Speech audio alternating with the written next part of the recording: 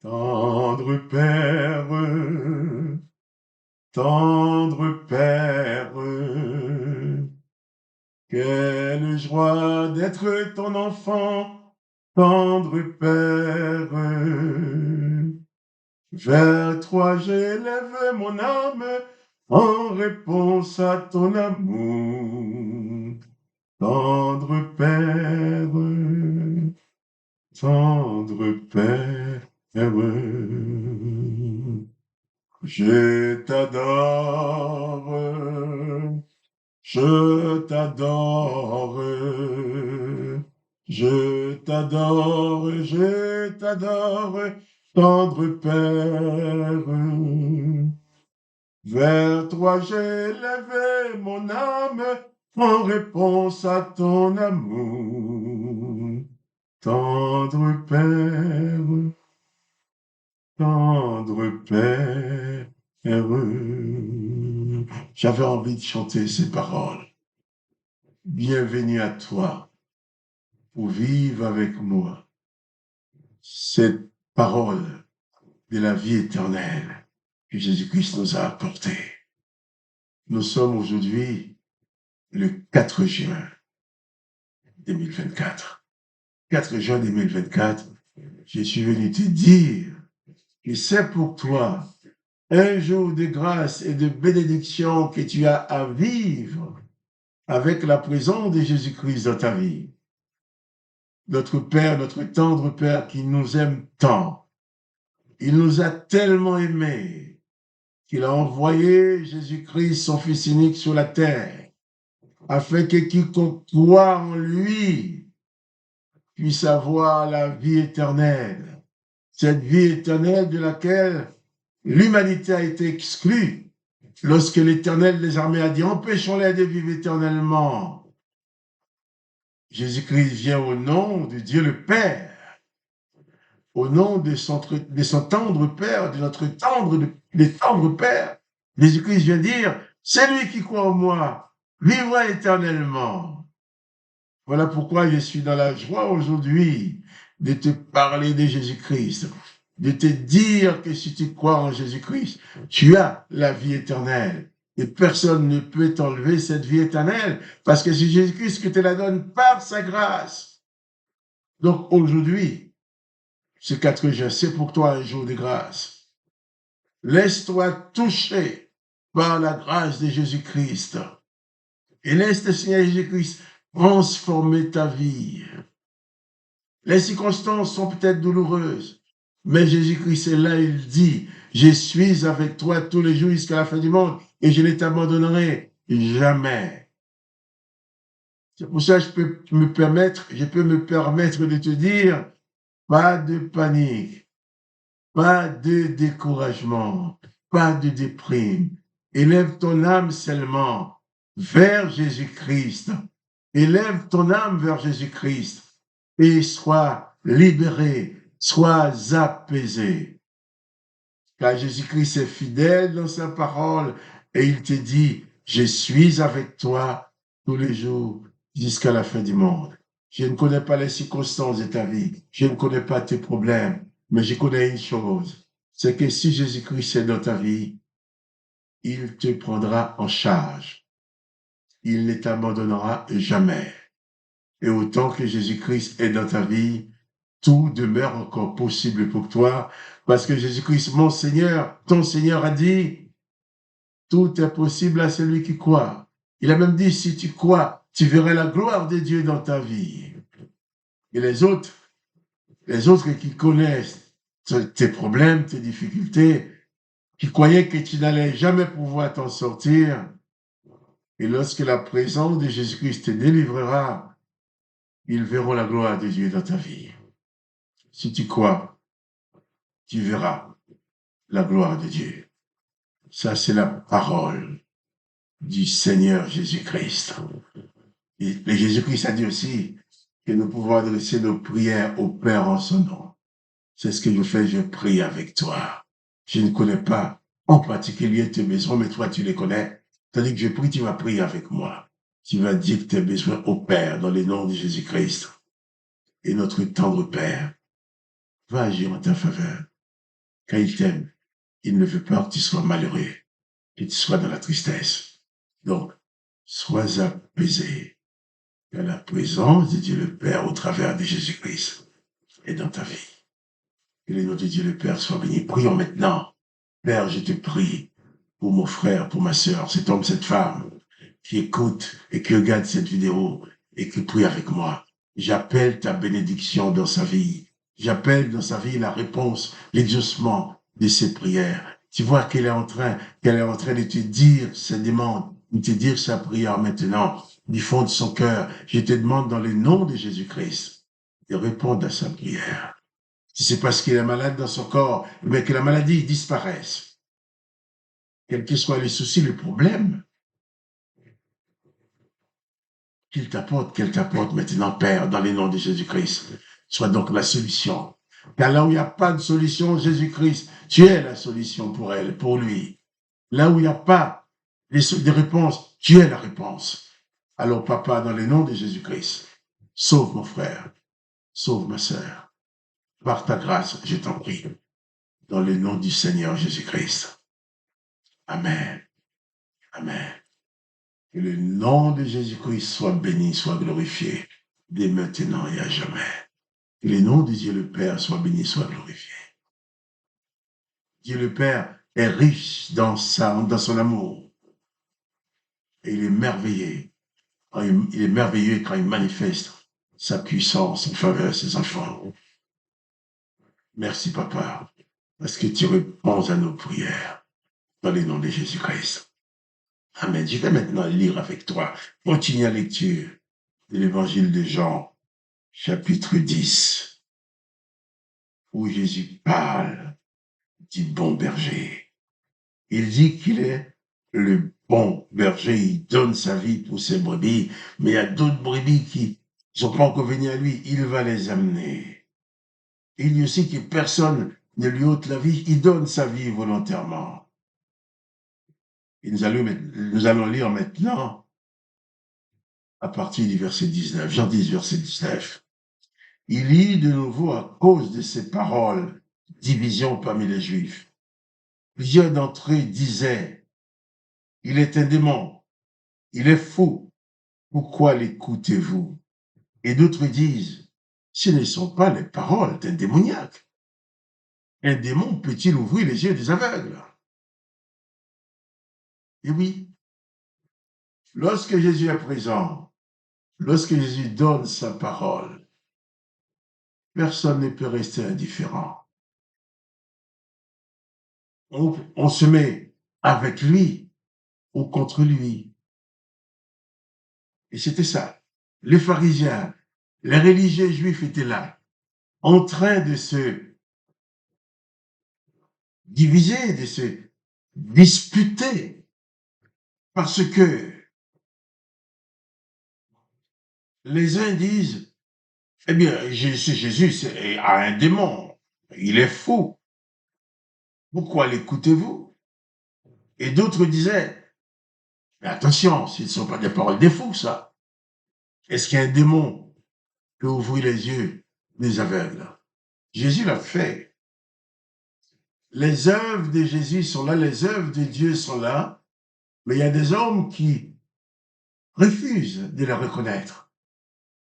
Et si toi, tu vis avec Jésus, tu annonces les paroles de Jésus, sans te soumettre aux doctrines des religions qui sont là pour amener les gens dans des directions complètement opposées à Jésus-Christ, tout en leur disant qu'ils sont avec Jésus. Bien sûr, ces religieux, une grande partie de ces religieux vont te rejeter de ces gens avec leur religion. Il va dire, moi, je suis de la religion évangélique, je suis de la religion protestante, religion catholique, religion ci, religion ça. Mais au lieu de parler de Jésus, au lieu d'enseigner les paroles de Jésus, vont enseigner les psaumes de David, les psaumes de l'Éternel, les psaumes de malédiction, les psaumes qu'ils lisent pour prononcer les malédictions sur les autres. Ça, Jésus-Christ ne l'a pas fait. Et si tu dis qu'il ne faut pas le faire, ils vont te traiter des démons, ils vont te chasser. Mais attention, il ne faut pas chercher à être avec la foule des religieux, il faut chercher à t'installer avec Jésus-Christ, dans la présence de Jésus-Christ, dans les paroles de la vie éternelle que donne Jésus-Christ, mais jamais dans les paroles de la mort qui se trouvent dans les psaumes de David, qu'ils soient de Moïse ou d'autres, non pas dans ces paroles de malédiction que les gens des églises, même dites évangéliques, prononcent. Et puis après, ils ont les kilos, j'allais dire, dédiés au nom de Jésus. Jésus-Christ n'a pas demandé de maudire en son nom. Quand il lit tes psaumes de malédiction, ce n'est pas au nom de Jésus. Et ces gens-là, si tu leur dis de ne pas faire ça, ils vont te régner. Dis-leur qu'il faut cesser de prononcer les paroles de malédiction sur les autres. Dis-leur qu'il faut suivre uniquement Jésus comme maître et sauveur. Ils vont te chasser. Ils vont même te dire que tu as perdu la foi. Évidemment, s'il faut garder la foi dans ces psaumes de malédiction, dans ces paroles de la mort, dans ces paroles d'extermination, dans ces gens qui demandent la mort des autres, s'il faut garder la foi là-dedans, j'ai perdu cette foi-là. Mais je garde la foi en Jésus-Christ, la foi dans la grâce, la foi dans le pardon, la foi dans la miséricorde, la foi en Jésus-Christ. Qu'on me chasse, qu'on se détache de moi. C'est rien ça. Moi, l'important pour moi, c'est de rester attaché à Jésus-Christ, qu'à lui seul a les paroles de la vie éternelle. Tous ceux qui veulent s'attacher aux paroles de la mort, qui se trouvent dans les psaumes, qu'on lise dans les églises, qui sont dans les psaumes, par exemple les psaumes 136, on dit que l'Éternel, sa miséricorde dira toujours, parce qu'il a tué toutes les premiers-nés d'Égypte, parce qu'il a tué Sion, roi des Amoréens, Og, roi des Basans, parce qu'il leur a détruit, il a donné leur pays en héritage à Israël. On dit la miséricordieux. La miséricorde ne tue pas. Moi, je ne peux pas dire que c'était la miséricorde de tuer toutes les premiers-nés d'Égypte. Je ne peux pas dire c'était la miséricorde de tuer un tel et tel. Je ne peux pas lire ces psaumes-là qui sont des psaumes antichrist. Bien entendu, lorsque j'ai dit ça, il y a beaucoup de religieux qui se lèvent contre moi. Ils disent qu'ils ne veulent pas me voir dans leurs églises. Ils ne veulent pas venir là où moi j'ai prié avec d'autres. Ils ne veulent pas le contact avec moi. Mais c'est pas grave. L'important pour moi, c'est de garder le contact avec Jésus-Christ. Je ne rejette personne. Mais si je suis rejeté, ce n'est pas grave. Il ne faut pas avoir peur d'être rejeté par les religions. Car là aussi, même Jésus, parce qu'il apportait les paroles de la vie éternelle, parce qu'il disait que lui, contrairement aux gens qui disent l'Éternel est leur berger, quand Jésus dit, moi, je suis le bon berger, quand il parle de ce qu'il est, les religions disent qu'il avait un démon. Il était fou, heureusement. Parmi ces gens, il y avait quelques-uns qui disaient non, ça, c'est pas les paroles des fous. Un fou ne peut pas, un démon ne peut pas ouvrir les yeux des aveugles. Et pourtant, ceux qui l'ont traité de démons et de fous ont vu aussi Jésus ouvrir les yeux des aveugles. Mais c'était rien pour eux. Ils ont vu la gloire du Père, la manifestation de l'amour de Jésus-Christ. Ils ont entendu les paroles de la vie éternelle, mais ils l'ont rejeté pour rester attachés à leur religion, à leur doctrine. Ils vont dire non, depuis toujours ça a été comme ça, c'est pas toi qui vas venir changer. Quelqu'un m'a dit une fois, mais de toute façon, nos pères, nos ancêtres, dans nos églises évangéliques, ont toujours vécu comme ça, avec les psaumes. C'est pas toi qui vas nous dire qu'il faut pas lire les psaumes des malédictions. En l'Éternel, ils ont le droit de bénir et de maudire. Mais en Jésus-Christ, nous avons le droit que de bénir. Et c'est là le problème. Ils sont divisés en traitant Jésus de démon. Et si tu veux suivre Jésus-Christ, n'attends pas à amener avec toi l'approbation des chefs religieux. Si tu veux suivre Jésus-Christ, n'attends pas à avoir l'approbation de tes pasteurs, protestants, évangéliques ou catholiques, n'importe quoi. Parce que si tu veux suivre exclusivement Jésus-Christ, tu auras ces gens-là en opposition. Mais heureusement, pas tous. Parce qu'il est dit, là-dedans, il y a à cause des paroles de Jésus-Christ, division parmi les Juifs. Plusieurs d'entre eux disaient, il a un démon, il est fou, pourquoi l'écoutez-vous? Mais d'autres disaient, ce ne sont pas les paroles des fous, ce ne sont pas les paroles des démoniaques. Un démon peut-il ouvrir les yeux des aveugles? Voilà. Attache-toi à Jésus-Christ. Et ceux qui veulent s'attacher à Jésus-Christ exclusivement, comme toi, marcheront avec toi, prieront avec toi. Mais ceux qui veulent continuer à s'attacher aux horreurs de l'Ancien Testament, aux massacres de l'Ancien Testament, qui veulent continuer à s'attacher aux psaumes de malédiction, ils vont y rester attachés, mais ils vont te repousser, ils seront contre toi. Ils vont te rejeter. Mais c'est pas grave. Jésus a été rejeté. Si tu ne veux pas être rejeté, tu ne pourras pas suivre Jésus. Parce que le monde, particulièrement le monde religieux, accepte bien que tu prononces le nom de Jésus, mais à condition que tu pratiques les œuvres à eux. À condition que tu pratiques ce qu'ils ont l'habitude de pratiquer depuis la nuit des temps. Mais Jésus-Christ dit, si quelqu'un veut venir après lui, qu'il renonce.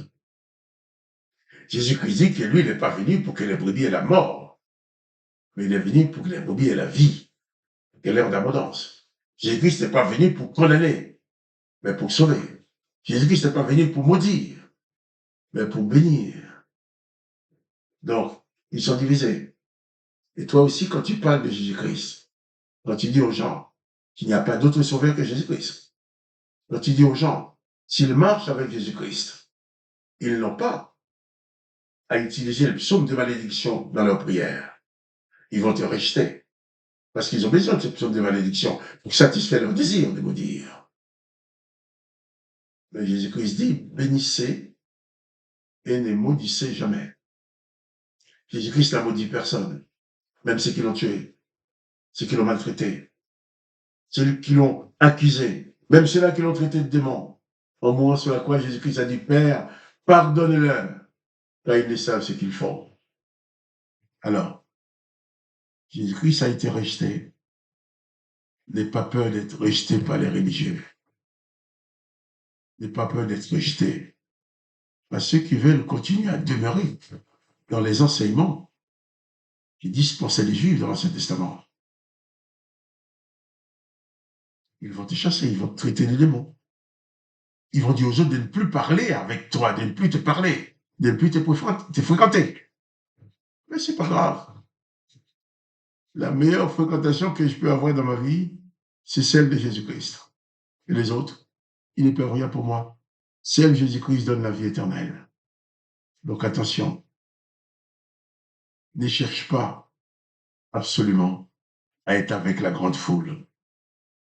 Mieux vaut être dans le petit troupeau qui veulent suivre exclusivement Jésus-Christ. Que le nom de Jésus-Christ soit béni, que le nom de Dieu le Père soit béni, et toi tu sois richement béni. Quant à moi, Marc-Joseph, je te dis, pas de panique. Installe-toi dans la grâce de Jésus-Christ et sois apaisé.